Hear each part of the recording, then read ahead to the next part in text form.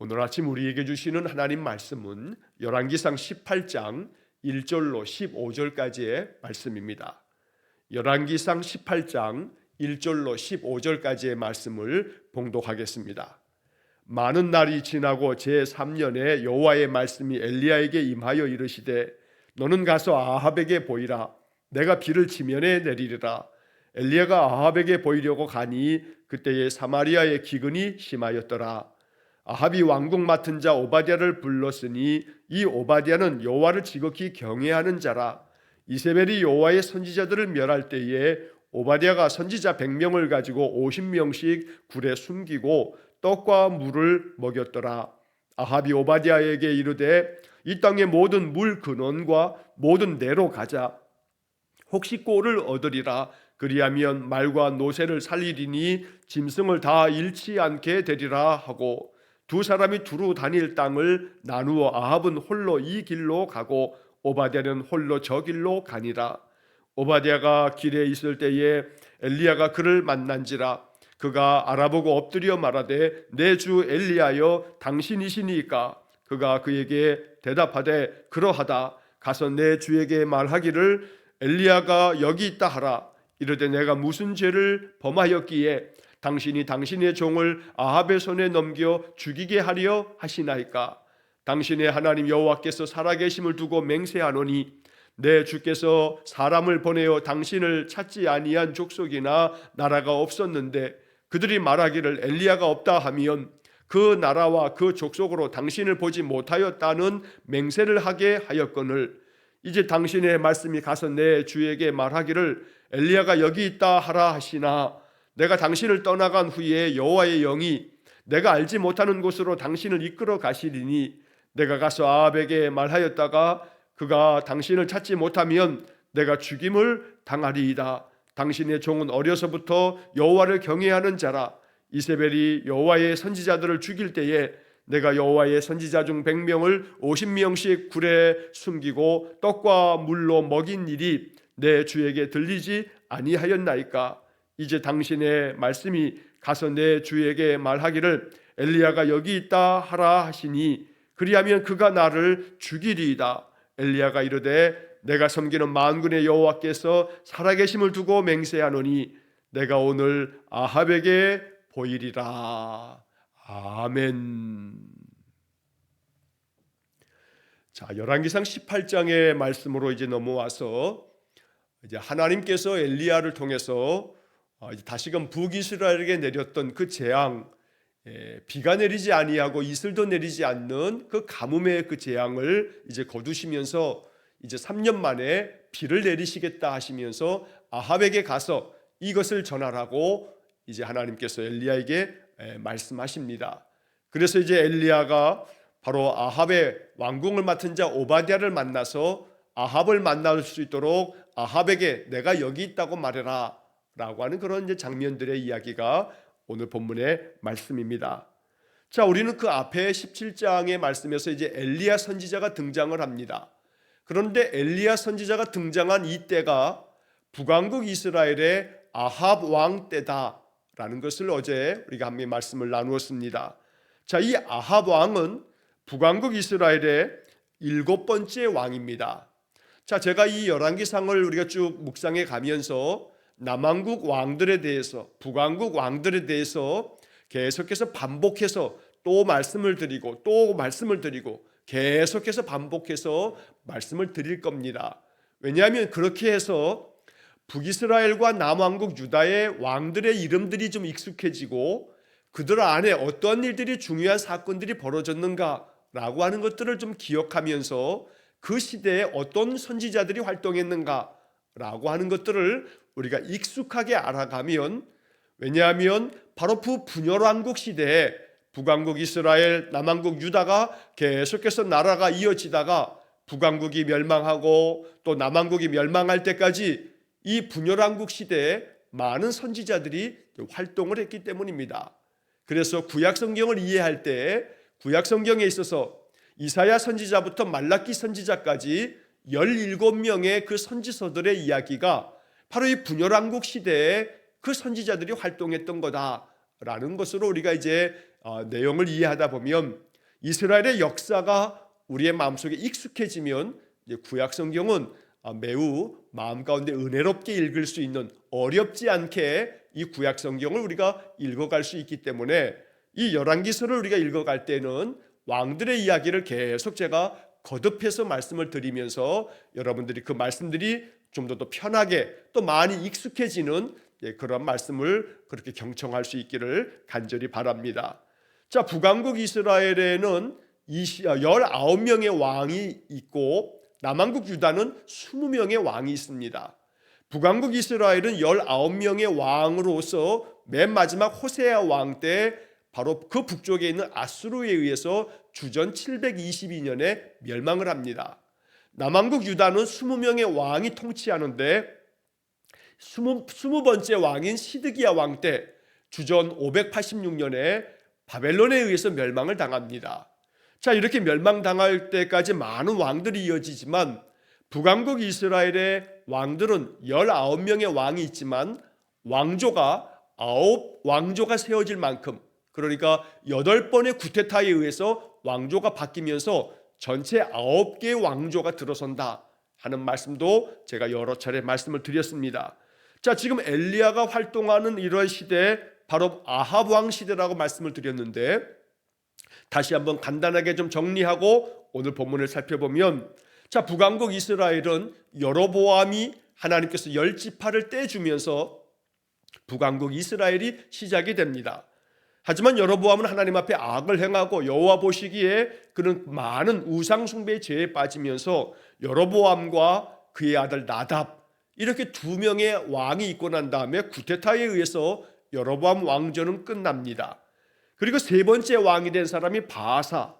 하지만 바아사가 이렇게 또 왕이 되었지만 역시 마찬가지로 바아사도 그 다음 이어지는 그의 아들 엘라가 왕이 된 다음에 바아사와 엘라 두 사람이 왕이 되고 또 쿠데타에 의해서 엘라가 죽임을 당하면서 그 왕조가 끝납니다. 자, 여로보암, 나답, 바아사, 엘라, 이렇게 4명의 왕들이 있고 난 다음에 그 다음에 시므리라고 하는 사람이 등장하지만 이 시므리는 일주일 만에 또다시 그도 또 반역에 의해서 이 시므리도 또 그 왕의 자리에서 쫓겨나게 됩니다. 자, 그리고 등장하는 사람이 이제 오므리가 되는데 오므리가 6번째 왕이 됩니다. 자, 이 오므리의 시대에 이 북이스라엘은 굉장히 번창해지기 시작합니다. 그러면서 오므리 시대 때 오므리 왕은 바로 사마리아 산을 거기에 성읍을 건축하면서 이것을 사마리아 성읍을 만들어서 바로 그 사마리아가 이제 북이스라엘의 수도가 되어집니다. 자, 왕궁의 수도를 옮기는 것, 그래서 거기에 새 성읍을 만드는 것, 이것은 강력한 왕권이 있어야만 가능합니다. 또한 그 시대가 강력한 왕권과 함께 그 나라가 아주 견고하고 강성했던 그런 시대여야만 수도를 옮길 수도 있고 또 성읍을 건축하기도 합니다. 오므리 왕조가 그러했던 겁니다. 자, 이 오므리의 왕조는 오므리, 그 다음에 아합, 그리고 아하시야, 또 여호람, 이렇게 4명의 왕들이 이어집니다. 그러나 이 열왕기상의 이야기는 바로 이 오므리 왕조의 오므리, 그 다음에 아합, 그리고 그의 아들 아하시야, 이렇게 3명의 왕들의 이야기까지만 이 열왕기상에 기록이 되고 그 다음에 이어지는 이제 아하시야 이후서부터는 열왕기 하에 기록이 되어집니다. 자, 7번째 왕인 이 아합의 시대는 북이스라엘에서 아주 번창한 시대였습니다. 이 아합의 시대와 함께 우리가 열왕기 하에서 보게 되는 여로보암 2세가 있습니다. 여로보암 2세는 첫 번째 왕이 여로보암이기 때문에 이 사람하고 구분을 하기 위해서 여로보암 2세라고 이렇게 부르기도 하는데 바로 이 2명의 왕 때 이 북이스라엘은 가장 번창한 시대를 누리게 됩니다. 그러나 언제나 그 나라가 강성하고 번창해지게 되면 이 죄의 유혹을 이기지 못해서 굉장히 영적인 타락을 하는 그런 시대가 또한 바로 번창했던 그런 시대입니다. 아합의 시대가 그 나라가 강성하고 나라가 아주 많은 그런 부귀영화를 누리면서 태평성대 같은 그런 모양을 띠게 되면 어김없이 우상숭배가 더 극심해지면서 바로 그런 시대에 선지자들의 활동이 많은 선지자들이 보냄을 받고 그 시대의 왕들에게 하나님의 심판을 예언하게 되는 겁니다. 자, 바로 이 북이스라엘의 7번째 왕 아합 왕의 시대에 하나님께서는 선지자들 중에서 선지자라 불려지는 바로 엘리야 선지자를 보내셔서 이제 이 아합에게 하나님의 심판을 전하면서 엘리야 선지자를 통해서 하나님의 여러 역사들이 나타나게 됩니다. 자, 우리는 하나님께서 이 엘리야 선지자를 통해서 아합에게 찾아가서 이제 내 말이 없으면 하나님께서 이 땅에 비도 내리지 아니하고 이슬도 내리지 아니할 거라 말씀하시면서 심판을 전합니다.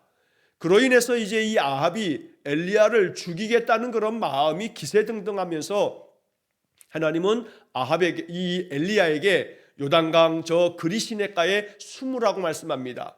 까마귀를 통해서 떡과 고기를 공급해 주시면서 이 엘리야는 아합을 피해서 숨어 있게 됩니다. 그리고 나서 하나님께서는 이 엘리야에게 이제는 저 시돈 땅 사르밧이라고 하는 곳으로 가라고 말씀합니다. 내가 과부에게 명령해서 너에게 음식을 공급할 것이라고도 말씀하면서 하나님께서 이 엘리야를 저 우상 숭배가 가득한 시돈 땅 사르밧으로 이제 그를 가라고 명하시는데, 엘리야는 하나님이 명하시면 갑니다. 가라 하면 가고 머물라 하면 머물고, 또 하나님이 명하시는 대로 엘리야 선지자는 순종의 삶을 살았던 겁니다. 그리고 우리가 어제 보았던 말씀에서 이 사르밧 과부의 집에서 그의 그 가루와 또 병의 기름이 마르지 않도록 떨어지지 않도록 하는 하나님의 능력을 펼치시면서 그곳에서 이제 여러 해 동안 이제 이 엘리야가 머물게 됩니다. 사르밧의 아들, 이 과부의 아들이 죽었을 때에도 하나님의 능력으로 이제 엘리야가 그를 살려주는 그 살아계신 하나님의 역사하심을 나타내 보였던 겁니다. 자, 이제 그러고서 이제 여러 해가 지나면서 오늘 본문 18장으로 넘어오면서 그 횟수가 3년이 지났다고 이제 말씀을 합니다. 자, 오늘 본문 18장으로 넘어오면서 1절 말씀에 보면 많은 날이 지나고 제3년에 여호와의 말씀이 엘리야에게 임하여 이르시되, 자, 시돈 땅 사르밧 성읍에 이 과부의 집에서 3년을 머물게 되는 겁니다. 그리 시내가에서 얼마 동안 머물렀는지는 알 수 없지만, 그러나 이 사르밧 과부의 집에서 그래도 적어도 2년 이상은 3년에 가까운 세월 동안 머물고 있을 때에 하나님의 말씀이 엘리야에게 다시 임합니다. 너는 가서 아합에게 보여라. 아합을 만나라는 겁니다. 그리고 내가 이제 비를 이 지면에 내릴 것이라는 이 소식을 아합에게 전하라고 말씀하는 겁니다. 자, 이 이야기는 비를 내리게 하는 것과 그 비로 말미암아 곡식이 잘 자라고 목초지가 더욱더 무성해서 많은 그런 양들과 또 소들과 염소들을 키울 수 있는데 부족함이 없도록 만들어주는 것, 그 바로 여호와 하나님이시다 라고 하는 것을 나타내라는 것입니다. 그러니까 풍요를 주시고 풍성한 은혜를 주시는 것은 너희들이 섬기는 바알이나 아세라가 아니고 바로 여호와다 라고 하는 것을 알리시려고, 그래서 너희들의 우상 숭배가 얼마나 헛된 것인가를 알려주려고 하나님께서 가뭄으로 비도 이슬도 내리지 않게 하셨다가 이제 3년의 세월이 지난 후에 엘리야를 통해서 이제는 내가 비를 내리겠다는 소식을 아합에게 전하라고 이제 하나님께서 엘리야에게 말씀하십니다. 자, 그 이어지는 2절 말씀에 보면 엘리야가 아합에게 보이려고 가니 그때에 사마리아의 기근이 심하였더라. 3년 동안에 비도 이슬도 내리지 않으니까 그 땅이 메마를 대로 메말라 기근이 심합니다. 그런데 이제 아합에게 가서 비를 내리겠다는 하나님의 말씀을 전하라고 합니다. 어찌 보면 아합이 엘리야를 계속해서 찾아다녔습니다. 그 재앙을 내린 엘리야를 죽이겠다고 계속해서 사람을 보내서 찾아다녔을 때 엘리야가 저 시돈 땅으로 다른 나라로 도망을 치듯이 하나님이 그곳으로 그를 숨겨서 보내셨던 겁니다. 그런데 다시 엘리압에게 찾아가라고 하는 이 말씀은 아합을 찾아가라고 하는 말씀은 엘리야에게 사실은 생명을 거는, 목숨을 거는 그런 행위이기도 합니다. 그러나 엘리야는 하나님의 말씀에 순종하여 아합에게 이제 나아갑니다. 자, 그래서 이제 그 다음에 이어지는 3절 이하의 말씀에서는 이제 엘리야가 아합을 만나게 되어지는 그 과정의 이야기를 적어놓고 있습니다. 자, 3절부터 6절까지의 말씀에서 이제 아합 왕이 왕궁을 맡은 오바댜라고 하는 그 신하를 불러다가 이제 하나님 앞에서 하나님을 지극히 경외하는 그 오바댜에게 이 아합 왕은 이제 우리가 가서 물 근원이 어디에 있는지, 또 모든 시냇물은 좀 어디에 좀 있는 곳은 없는지 이걸 좀 찾으러 가자고 오바댜에게 명령을 합니다. 자, 그런데 3절과 4절의 말씀에서 이 왕궁을 맡은 자 오바댜라고 하는 사람에 대한 설명이 보충이 되어지는데, 자, 3절 말씀의 그 하반절에 보면 이 오바댜는 여호와를 지극히 경외하는 자라라고 하는 말씀이 나옵니다. 자, 여호와를 경외하는 사람 오바댜가 아직도 아합과 이세벨의 그 나라 북이스라엘에 아직도 왕궁을 맡은 자로서 그 직책을 감당하고 있습니다. 그러나 여호와를 경외한다라고 하는 것이 이 오바댜에게서는 굉장히 위험천만한 일이기도 합니다. 왜냐하면 지금 아합과 그의 아내 이세벨이 여호와의 선지자들을 계속해서 발견하기만 하면 멸하는, 죽여버리는 그런 시대이기 때문입니다. 자, 그래서 그 시대의 배경을 알려주는 4절 말씀을 보게 되면 이세벨이 여호와의 선지자들을 멸할 때에 오바댜가 선지자 100명을 가지고 50명씩 굴에 숨기고 떡과 물을 먹였더라. 자, 이게 그 시대의 모습입니다. 아합의 아내 이세벨은 아주 악독하고 또 극악무도한 그런 여인입니다. 자, 이 이세벨이 여호와의 선지자들을 발견하기만 하면 그들을 찾아내서 계속해서 그들을 멸하여 죽이는 그런 만행을 저질렀던 겁니다. 그런 시대에도 오바댜는 자기가 왕궁을 맡은 자라고 하는 높은 직책을 가지고 있었기 때문에 여러 그 권력의 힘을 이용해서 여호와의 선지자들을 100명을 50명씩 이렇게 나누어서 굴에다 그들을 숨겨주기도 하고 그들에게 떡과 물로 먹을 것들을 공급하여서 그들이 숨어 있을 수 있도록 그렇게 만들어 주었던 사람이 오바댜라는 겁니다. 여기 오바댜라고 하는 이 사람은 우리가 구약 성경에서 비록 한 장이지만 오바댜서를 기록한 오바댜 선지자는 아닙니다. 이름은 같지만 다른 사람입니다. 아합의 시대에 왕궁을 맡은 자 이 오바댜는 오바댜 선지서를 썼던 오바댜 선지자하고는 다른 사람이라는 겁니다. 자, 이 오바댜가 아합 왕이 자기에게 말합니다. 이 땅에 모든 물 근원이 어디에 있는지, 또 시내가 좀 있는 곳은 없는지 그걸 좀 찾으러 가자고 그에게 명령을 합니다. 혹시 거기서 물이 좀 있으면, 거기서 조금이라도 풀이 좀 나오면, 그러면 우리의 말과 노새들을 끌리 데려가서 그들을 먹이게 해서 내가 짐승을 잃지 않도록 해야겠다 하면서 이제 오바댜와 함께 아합 왕이 물 근원을 찾으러 나아가는 겁니다. 자, 이 5절의 말씀에서도 아합은 참으로 어리석게도 물 근원이 여호와 하나님 되심을 그는 부정하고 또 알지도 못하고 또 마음에 인정치도 않고 오직 바알과 또 아세라 상을 섬기는 것만 그저 빠져 있을 뿐, 물 근원이 되시는, 이렇게 가뭄이 찾아오게 돼서 비가 내리지 않고 이슬도 내리지 않는 것이 분명히 엘리야 선지자가 찾아가서 이렇게 명하셨는데 그 말씀은 다 무시한 채로 물 근원을 찾고 있는 겁니다. 여전히 헛된 것을 찾고 있는 이 아합 왕의 영적인 어리석음과 그 영적인 어두움을 보여주고 있는 말씀입니다. 오늘 우리는 이 말씀들을 읽으면서 물 근원, 생명의 근원, 생명수와 같은 그 근원 되시는 분은 여호와 하나님 되신다라고 하는 것을 우리가 마음 가운데 믿음으로 이제 그 말씀들을 마음에 새겨서 언제나 우리의 생명의 근원이며 우리의 삶의 물 근원이라 표현된 것처럼 내 생명의, 내 삶의 모든 근원은 여호와 하나님 되심을 마음으로 믿고 인정하며 그 믿음 안에서 여호와를 신뢰하고 늘 여호와 하나님을 찾는 그런 믿음의 삶이 되기를 주의 이름으로 간절히 축원합니다. 자, 그런데 6절의 말씀에 보면 이 6절의 말씀이 의미 있는 것이 이제 아합 왕이 오바댜와 함께 이렇게 물 근원을 찾으러 나아가면서 분명히 왕이 오바댜에게 말했을 겁니다.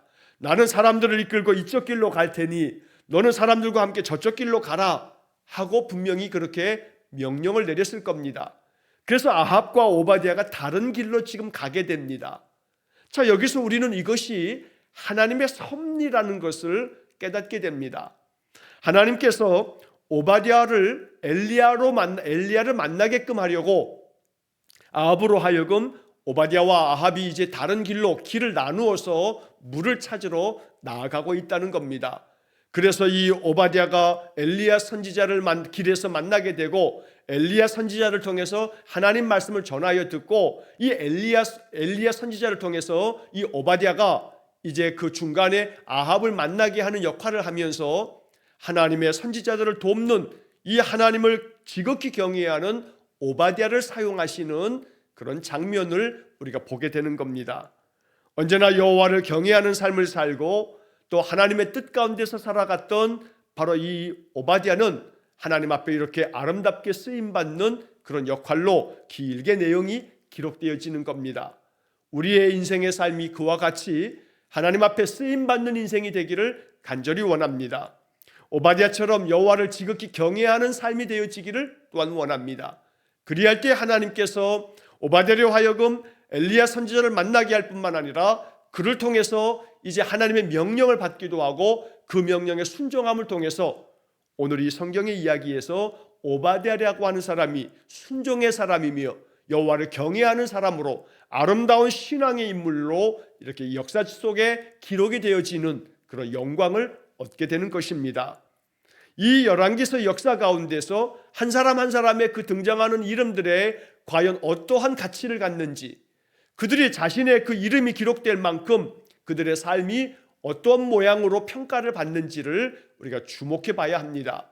왕궁을 맡은 자 오바댜는 여호와를 지극히 경외하는 자로서 그가 이렇게 아름답게 쓰임받는 인생이 되어졌다는 겁니다. 우리의 인생이 또한 그와 같이 하나님 앞에서 신실한 믿음으로 살아가면서 하나님께서 우리의 인생을 귀하고 아름답게 사용해 주시는 그런 복된 인생이 되기를 간절히 축원합니다. 자, 7절 말씀에 이제 오바댜가 길을 갑니다. 그 물 근원을 찾아서 오바댜도 길을 가다가 엘리야 선지자를 만납니다. 엘리야 선지자를 알아본 오바댜는 엎드려서 엘리야에게 이야기합니다. 내 주 엘리야여, 당신이 엘리야 선지자가 맞지요? 라고 묻는 겁니다. 그러자 엘리야가 그래 맞다 하면서 이제 오바댜에게 말합니다. 가서 너의 주인, 너의 주, 즉 아합 왕을 말하는 겁니다. 네가 섬기고 있는 너의 왕 아합에게 엘리야가 여기 있다고 가서 전해라 라고 이야기를 합니다. 자, 그러자 이 오바댜는 마음이 당황이 되기도 했습니다. 그래서 이제 9절 말씀에 보게 되면 내가 무슨 죄를 범하였기에 당신이 당신의 종을 아합의 손에 넘겨 죽이려고 하십니까? 라고 이렇게 반문합니다. 왜냐하면 엘리야를 그렇게 여러 해를 거쳐서 많은 사람들을 보내서 찾으려고 했지만 찾지 못했기 때문에 이제 이 오바댜는 만약에 당신을 내가 이렇게 아합 왕에게 엘리야가 여기 있다고 말했는데 만약에 당신이 내가 이렇게 아합 왕에게 가는 동안에 하나님의 영이 당신을 다른 곳으로 이끌어 가게 된다면 당신이 여기 있다고 엘리야가 여기 있다고 아합 왕에게 말했다가 아합 왕이 이렇게 군사를 보내서 여기로 왔을 때 당신이 없으면 나를 아마 죽일 겁니다 하는 자기의 그런 상황을 엘리야 선지자에게 말합니다. 자, 그게 이제 10절과 11절에 이어지는 말씀입니다. 자, 이 10절 말씀에서 이 오바댜는 바로 그 아합 왕이 지금 어떠했는지를 말해주고 있는 겁니다. 자, 이 10절 말씀에 보게 되면 내 주께서 사람을 보내어 당신을 찾지 아니한 족속이나 나라가 없었는데 그들이 말하기를 엘리야가 없다 하면 그 나라와 그 족속으로 당신을 보지 못하였다는 맹세를 하게 하였거늘. 자, 지금 아합은 엘리야를 찾기 위해서 여러 족속과 여러 나라의 많은 사람들을 보내어 엘리야를 찾아다녔습니다. 그런데 그들이 돌아와서 엘리야를 아무리 찾아도 없습니다 라고 말하게 되면 아합 왕은 그 사람들에게 맹세를 시키는 겁니다. 정말로 엘리야가 없더냐, 정말로 엘리야를 보지 못했다라고 하는 것을 맹세해라 라는 겁니다. 이런 맹세를 통해서 그렇지 않을 경우는 그를 죽이겠다는 그런 아합 왕의 그런 겁박을 지금 말하고 있는 겁니다. 자, 그래서 11절의 말씀에서는 당신의 말씀이 가서 내 주에게 말하기를 엘리야가 여기 있다 이렇게 말씀하셨는데, 12절에 내가 당신을 떠나간 후에 여호와의 영이 당신을 내가 알지 못하는 곳으로 이끌어 가신다면, 그러면 이제 아합 왕이 당신을 보지 못하게 될 터이고 그러면 나를 죽일 겁니다 라고 말하면서 오바댜는 자기가 어떠한 삶을 살아왔는지에 대한 이야기를 이야기합니다. 자, 이것은 3절과 4절에 나오는 말씀을 그대로 다시 반복해서 또 한 번 기록하고 있는 겁니다. 오바댜가 엘리야에게 이야기합니다. 당신의 종은 어려서부터 여호와를 경외하는 자입니다. 이세벨이 여호와의 선지자들을 죽일 때 내가 여호와의 선지자 100명을 50명씩 이렇게 굴에다가 숨기고 그들에게 떡과 마실 물로 그들을 이렇게 잘 내가 보호해 주었다는 이야기를 들려주는 겁니다. 자, 그런데 오늘 본문의 이야기에서 3절과 4절에 기록된 이 오바댜에 대한 이야기가, 오바댜가 엘리야에게 자기 자신에 대한 설명을 하면서 또 한 번 13절의 말씀에 또 한 번 반복되고 있다는 겁니다. 오바댜에 대한 이런 이야기가 두 번 언급되어지고 있는 겁니다. 자, 그만큼 지금 이 18장의 이야기에서 오바댜라고 하는 이 왕궁을 맡은 자의 이야기가 중요하게 지금 이렇게 기록이 되어집니다. 그가 어떤 사람인지를 두 번씩이나 이렇게 언급하는 것을 통해서 오바댜의 그 신앙의 삶, 그가 어떠한 자인지를 통해서 전하고자 하는 하나님의 뜻, 하나님의 메시지가 있다는 것입니다. 그래서 오늘 우리는 이 이야기를 통해서 오바댜를 마음 가운데 깊이 묵상하는 오늘 하루가 될 수 있어야겠습니다. 하나님은 오바댜를 생각해봐라, 오바댜를 통해서 배워라, 오바댜의 모습을 마음에 깊이 새겨두어라, 너희들의 인생이 그와 같아야 한다 라고 하는 말씀을 전하고 계시는 겁니다. 자, 14절의 말씀에 당신의 말씀이 가서 내 주에게 말하기를 엘리야가 여기 있다 하라 하시니 그리하면 그가 나를 죽이리이다. 어찌 보면 오바댜의 마음 가운데 염려 또 마음의 근심도 담겨 있습니다만, 그러나 엘리야 선지자가 이제 그 다음 15절의 말씀에서 내가 섬기는 만군의 여호와께서 살아계심을 두고 맹세하노니 내가 오늘 아합에게 보이리라. 너가 많이 걱정하고 있지만 내가 오늘 아합을 만날 거다. 내가 다른 곳으로 피하지 않을 거니까 걱정하지 말고 아합에게 가서 내가 여기 있다고 말해라 라고 엘리야가 재차 강조합니다. 그리고 이제 내일 이어지는 본문의 말씀에서 이 아합을 엘리야가 만나는 장면으로 이 내용이 이어지게 됩니다. 자, 오늘 이 본문의 이야기들을 통해서 우리는 하나님께서 이제 비를 내리게 하시면서 3년 동안의 가뭄을 그치게 하시는데, 그 과정 속에서 바로 엘리야가 아합을 그냥 찾아가면 됩니다. 17장에서 비가 내리지 않고 이슬도 내리지 않겠다라고 하는 이야기를 전할 때에도 하나님의 말씀이 엘리야에게 임해서 엘리야가 아합을 찾아가는 겁니다. 자, 그러면 18장의 이 말씀에서도 자, 엘리야가 바로 아합을 찾아가서 이제 곧 비가 내릴 거라고 하는 이야기를 들려줄 수도 있는 겁니다. 그런데 그 중간에 오바댜라고 하는 사람을 매개로 삼아서 오바댜를 사용하고 계십니다. 자, 이걸 통해서 하나님은 오바댜를 주목하시며 이 오바댜를 통해서 바로 이 역사를 읽고 이 역사를 듣는 이들에게 오바댜의 이야기를 전하고 싶으셨던 겁니다.